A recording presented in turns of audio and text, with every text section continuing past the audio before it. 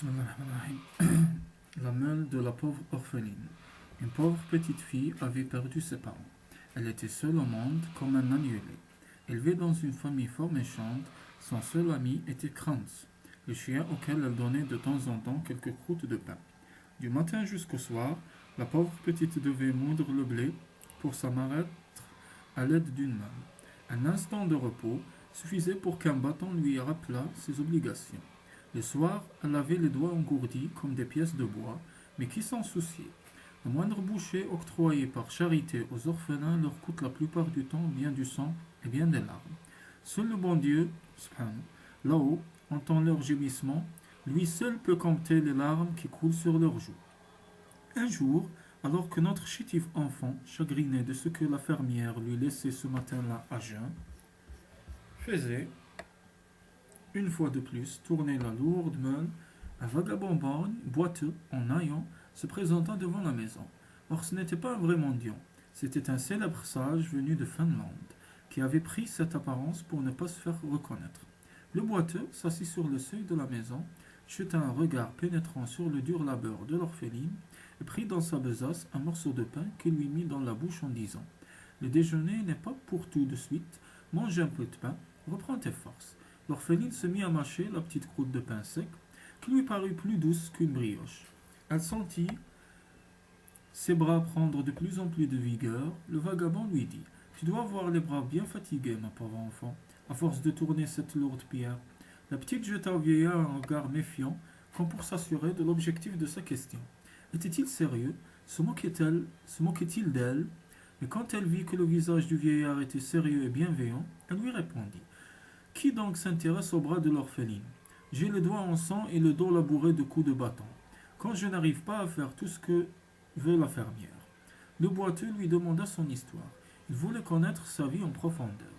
Quand elle eut terminé, il prit dans son sac un vieux foulard et le lui donna en disant « Ce soir, quand tu iras te coucher, tu te banderas les yeux avec ceci, puis avec un soupir venant du fond du cœur, tu diras « Emmène-moi, ô mon doux petit rêve, là où je trouverai une meule qui tourne toute seule, qui n'aura plus besoin de mes maigres efforts. » La jeune fille cacha le foulard dans son corsage et remercia le vieillard qui repartit par les chemins.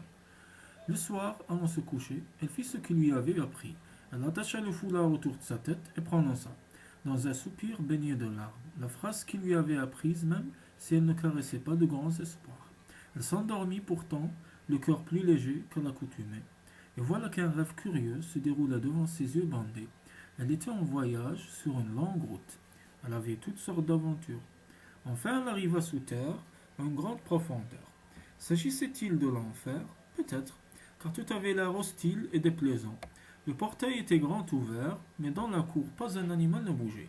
En avançant, elle entendit un grondement semblable au bruit que fait une meule en train de tourner.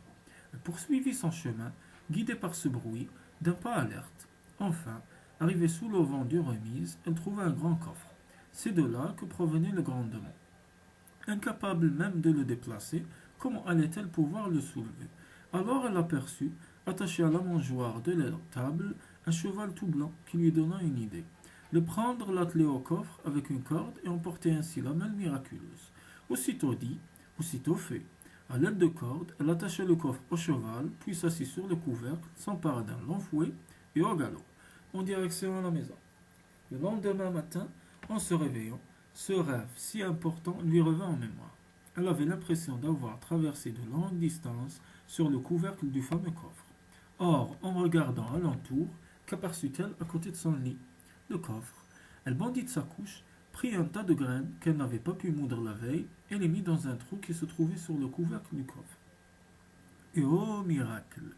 Aussitôt les pierres se mirent à tourner. Au bout d'un petit moment, la farine était prête et dans le sac. La vie fut désormais facile pour l'orpheline. Les pierres miraculeuses au fond de leur coffre réduisaient en poussière tout ce qu'elle leur donnait. Il ne lui restait plus qu'à donner au coffre sa part de graines et puis à en sortir la farine qui était retombée sur le fond. Mais il lui était formellement interdit d'ouvrir le couvercle. Le vagabond le lui avait bien dit. Si tu ouvres le couvercle, c'est la mort. Au bout de quelque temps, la fermière eut l'impression que l'orpheline avait trouvé de l'aide pour moudre le blé. Un méchant dessein commença à mûrir dans son esprit. Chasser l'orpheline et la remplacer par le coffre, qui lui ne mangeait pas de soupe. Mais d'abord, elle voulait étudier de plus près ce coffre merveilleux afin de comprendre où se trouvait le mystérieux meunier. Cette envie la tenaillait sans relâche, jour et nuit. Elle ne lui laisserait pas de repos tant qu'elle ne saurait pas le secret. Un dimanche matin, elle ordonna à l'orpheline d'aller à l'église. Elle resterait elle-même garder la maison. Jamais la pauvre enfant n'avait entendu si plaisantes paroles, toute contente. Elle passa un corsage propre, mit ses meilleurs atouts et s'en alla en direction de l'église.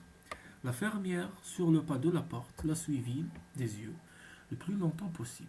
Puis elle prit dans la remise un tas de graines et les jeta dans le couvercle du coffre afin que celui-ci se mît à moudre. Mais il ne donna pas signe de vie. C'est seulement quand elle eut jeté une poignée de graines dans le trou que les pierres se mirent au travail. Mais elle dut se donner beaucoup de mal pour parvenir à simplement bouger le lourd couvercle. Enfin, le coffre s'entr'ouvrit tant bien que mal, et la fermière se hasarda à y jeter un œil. Mais oh malheur! Une étincelle en jaillit, qui mit le feu à la fermière, et la consuma comme si elle n'avait été que paille sèche. Il n'en resta pas plus qu'un amas de cendres. Le jour où le veuve voulut reprendre femme, il se rappela que sa pupille, la petite orpheline, était devenue femme. Il n'avait pas besoin d'aller chercher plus loin. Les noces furent discrètes, et lorsque les voisins le soir furent rentrés chez eux, le marié alla lui aussi se coucher avec sa femme. Le lendemain matin, en allant dans la remise, la jeune femme découvrit que le coffre avec la meule avait disparu pendant la nuit sans laisser de traces. On chercha bien partout pour savoir si quelqu'un avait vu l'objet disparu, mais personne n'avait rien entendu, et depuis non plus jusqu'au jour d'aujourd'hui, le coffre miraculeux apporté un jour sur terre par un rêve n'avait-il pas pu s'en retourner, de manière tout aussi miraculeuse là d'où il était venu.